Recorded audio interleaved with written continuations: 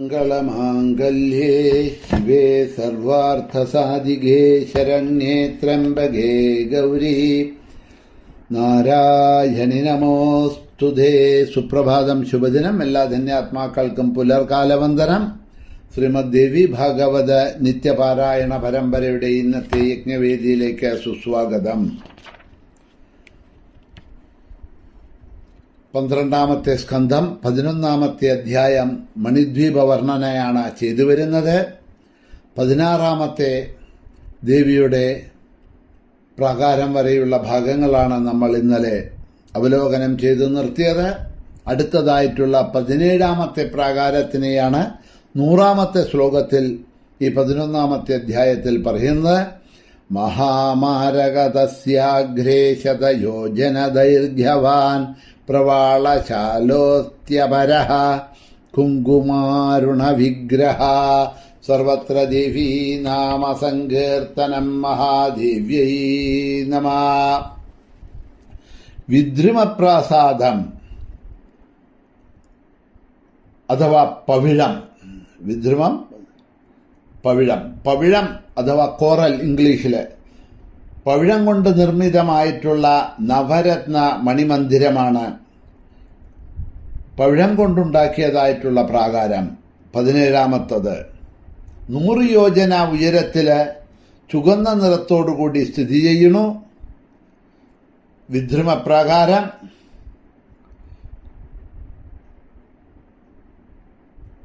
കഴിഞ്ഞ 16ാമത് പറഞ്ഞതായിട്ടുള്ള ആ 16ാമത്തെ പ്രാകാരം മഹാമരതക പ്രാകാരത്തിനും ഈ പവിഴം കൊണ്ടുണ്ടാക്കിയതായിട്ടുള്ള കോട്ടയ്ക്കും നടുവിൽ ഉള്ള ഭൂമിയും അവിടെയുള്ള വീടുകളെ ജനങ്ങളെ എല്ലാം തന്നെ സകല വസ്തുക്കളും പവിഴം കൊണ്ടുണ്ടാക്കപ്പെട്ടവയാണ്.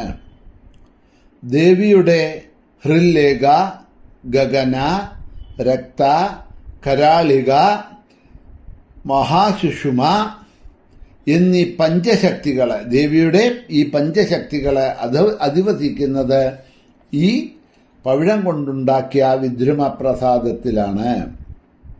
ഈ ശക്തികൾ പഞ്ചഭൂതങ്ങളുടെ അധിപകളും പഞ്ചഭൂതങ്ങളെപ്പോലെ ഉള്ള ശോഭയോടുകൂടിയവയും പാശം, അങ്കുശം, വരദമുദ്ര, അഭയമുദ്ര എന്നിവ കൈവിൽ ധരിച്ചവരും ദേവിയെപ്പോലെ തന്നെ സർവ ദിവ്യ ആഭരണങ്ങളും അണിഞ്ഞവരും അതിസുന്ദരികളും നവ യൗവനം കൊണ്ടുള്ള ഗർവത്തോടുകൂടിയവരുമാണ്. വളരെ വിസ്താരത്തിൽ നവരത്നഖചിതമായ മറ്റൊരു പ്രാകാരമുണ്ട്. വേദ ദേവികളുടെ വീടുകളെല്ലാം ഇവിടെയാണ്. ഇവിടെയുള്ള ഗൃഹങ്ങളും സ്ഥലങ്ങളും എല്ലാം നവരത്നങ്ങൾ കൊണ്ട് ഉണ്ടാക്കിയപ്പെട്ടതാണ്. ഭുവനേശ്വരിയുടെ അവതാരമായി ഭവിച്ചിട്ടുള്ള എല്ലാ ദേവിമാരും മഹാവിദ്യാദേവിമാരും അവരിൽ നിന്ന് ഉത്ഭവിച്ചരായ അന്യദേവിമാരും ഭുവനേശ്വരിയുടെ ആവരണ ദേവതകളും എല്ലാം ഇവിടെയാണ് അധിവസിക്കുന്നത്. ഇവരുടെയൊക്കെ സംഖ്യ 7 കോടിയാണ് എന്നാണ് പറയുന്നത്. ഈ നവരത്ന പ്രാസാദത്തിനകത്താണ് ദേവിയുടെ ദിവ്യമായ ചിന്താമണി ഗൃഹം എന്നവിടെ പറഞ്ഞു. അങ്ങനെ 17ാമത്തെ കൊട്ടാരത്തിനെ പറഞ്ഞതിന് ശേഷം അടുത്തതായിട്ട് ദേവി സ്വയം ആദിപരാശക്തിയായ ജഗദംബ വസിക്കുന്നതായിട്ടുള്ള ആ ചിന്താമണി ഗൃഹം അതിനെ വർണ്ണിച്ചുകൊണ്ട് 104ാമത്തെ ശ്ലോകത്തിലാണ് ചിന്താമണി ഗൃഹം വർണ്ണിക്കുന്നത്. പ്രവാളശാലാദഗ്രേദോ നവരത്ന വിനിർമ്മിത ബഹുയോജന വിസ്തീർണോ മഹാശാലോസ്തി ഭൂമിഭാ സർവത്ര ദേവീ നാമ സങ്കീർത്തനം മഹാദേവ്യൈ നമഃ. സർവത്ര ദേവീ നാമ സങ്കീർത്തനം മഹാദേവ്യൈ നമഃ. ചിന്താമണി രത്നങ്ങൾ കൊണ്ട് ഉണ്ടാക്കപ്പെട്ടവയാണ്. സൂര്യനെപ്പോലെയും ചന്ദ്രനെപ്പോലെയും ഇടിമിന്നൽ പോലെയും പ്രകാശമുള്ള ചിന്താമണി രത്നങ്ങൾ കൊണ്ടുണ്ടാക്കപ്പെട്ട അനേകം സ്തംഭങ്ങൾ ഈ ചിന്താമണി ഗൃഹത്തിൽ കാണാം. ഇതിന്റെ നടുവിലായി സർവ ഷോഡശ ദള പത്മങ്ങൾക്കും സർവ അഷ്ടദള പത്മങ്ങൾക്കും മധ്യേ ഷഡ്കോണത്തിനും നടുവില് ബിന്ദുസ്ഥാനത്ത് മൂലപ്രകൃതിയുടെ സ്ഥാനമായ ചിന്താമണി ഗൃഹം ശോഭിക്കുന്നു. ഇവിടെ ഓരോന്നിനും 1000 കണക്കിൽ നവരത്നങ്ങൾ ഉപയോഗിച്ച് നിർമ്മിച്ചിട്ടുള്ള അനേകം സ്തംഭങ്ങളോടുകൂടിയ 4 മഹാമണ്ഡപങ്ങളെ സ്ഥിതി ചെയ്യുന്നുണ്ട്. ശൃംഗാരമണ്ഡപം, മുക്തിമണ്ഡപം, ജ്ഞാനമണ്ഡപം, ഏകാന്തമണ്ഡപം എന്നീ 4 മണ്ഡലങ്ങളും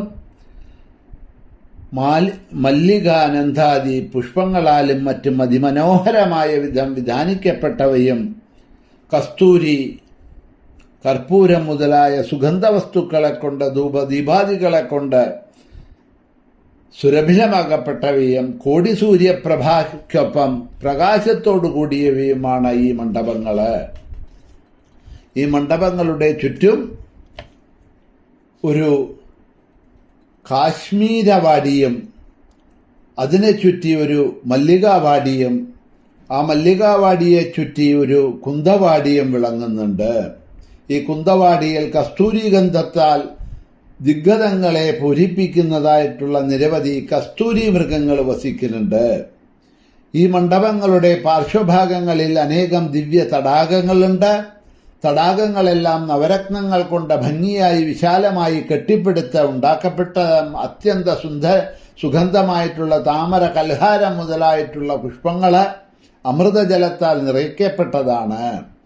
മത്തങ്ങളായ വണ്ടുകള്, ഹംസം, ചക്രവാകം, കുളക്കോഴി മുതലായിട്ടുള്ള പക്ഷികള് ശ്രവണ സുന്ദരമായ കളകൂജനം കൊണ്ട് മനോഹരമാക്കുന്നു ഈ പ്രദേശത്തെ. ഈ വാടികളിൽ നിന്നും പുറപ്പെടുന്ന പരിമള പടലം കൊണ്ട് മണിദ്വീപം മുഴുവൻ സുവാസീതമായി ഇരിക്കുന്നുണ്ട്. ദേവി ചിലപ്പോൾ ശൃംഗാരമണ്ഡപത്തിൽ പോയിരുന്ന് വിശ്രമിക്കും.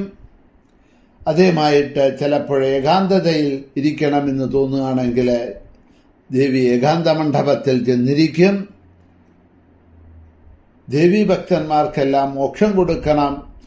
മോക്ഷത്തിനധികാരികളായിട്ടുള്ള ദേവീഭക്തന്മാർ വരുന്ന സമയത്ത് ആ ദേവീഭക്തന്മാർക്കെല്ലാം മോക്ഷം കൊടുക്കാനായിക്കൊണ്ട് ജ്ഞാനമണ്ഡലത്തിൽ എഴുന്നള്ളും ദേവി.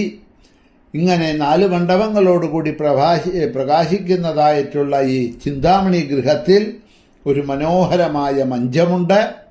ഈ മഞ്ചത്തിന്റെ 4 കാലുകള് ബ്രഹ്മ, വിഷ്ണു, രുദ്രൻ, ഈശ്വരൻ എന്ന് പറഞ്ഞാൽ ഇവിടെ ഇന്ദ്രൻ, ഈ 4 ദേവതന്മാരാണ് അതിൻ്റെ 4 ദേവന്മാരും അതിൻ്റെ പലക സദാശിവനുമാണ് എന്നവിടെ പറയാണ്. ഈ മഞ്ചത്തിൽ ഭുവനേശ്വരിയുടെ ദക്ഷിണാർദ്ധഭൂതനായ മഹാദേവൻ പരിലസിച്ചുകൊണ്ടിരിക്കുന്നു എന്നത് ആ മണ്ഡപത്തിനെ കുറിച്ച് പ്രത്യേകം വിശേഷിപ്പിച്ചു കൊണ്ടുപോകണു. ചിന്താമണി ഗൃഹത്തിന്റെ പരിമാണം പറയാം. അതും മറ്റു വിശേഷങ്ങളും ശ്രദ്ധിച്ചു കേട്ടുകൊള്ളൂ എന്ന് പറയുന്നു. അതിന്റെ വിസ്താരം 1000 യോജനയാണ് എന്നാണ് പറയപ്പെട്ടിരിക്കുന്നത്. ചുറ്റും മതിലുകളുണ്ട്. വെളിയിലുള്ള മതിലുകളിൽ ഇരട്ടിയായിട്ടാണ് ഉള്ളിലോട്ടുള്ള മതിലുകള്, അതിന്റെ ഉയരങ്ങള്. ഈ മണിഭവനം അത്ഭുതകരമായ ഒന്നാണ്. ഇത് ഭൂമിയിൽ തൊടാതെ ആകാശമാർഗത്തിൽ തൂങ്ങി ഇരിക്കുന്നതാണ്. ഈ അത്ഭുത മന്ദിരം സൃഷ്ടികാലത്തും പ്രളയകാലത്തും ആവശ്യം പോലെ വലുതും ചെറുതുമായിക്കൊണ്ടിരിക്കും. വിശേഷിച്ചും പ്രഭാമയങ്ങളായ സർവ്വസാലങ്ങളുടെയും പരമാവധി കാന്തിയോടുകൂടിയതാണ് ഈ മണിഭവനം. ദുഃഖ ശോകങ്ങളൊന്നും ഈ മണിദ്വീപപുരിയിലില്ല.